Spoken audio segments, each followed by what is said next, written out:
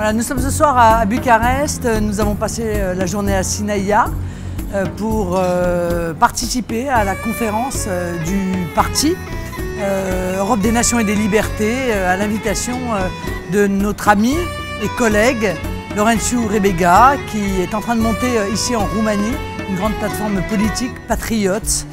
Cette journée s'est remarquablement bien déroulée avec toute une série d'intervenants qui ont expliqué quelle était notre Europe.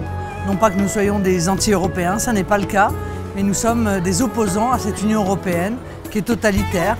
Nous souhaitons une Europe des nations, vous le savez, et c'est ce que nous sommes venus plaider ici. Expliquons à la Roumanie qu'elle avait acquis chèrement sa liberté, elle qui est restée sous le joug communiste de sinistres années, et qu'elle retombait en quelque sorte, comme nous, dans une forme de totalitarisme, celle imposée par la Commission européenne.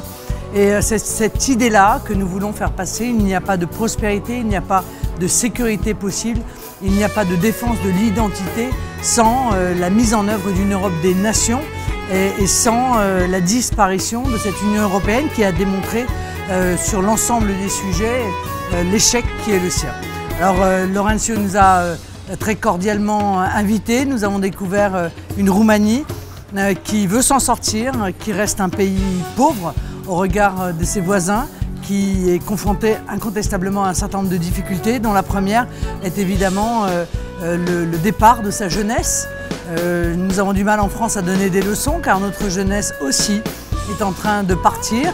Elle ne part pas parce qu'elle souhaite l'aventure, elle part parce qu'elle pense qu'elle n'a plus d'avenir dans notre pays.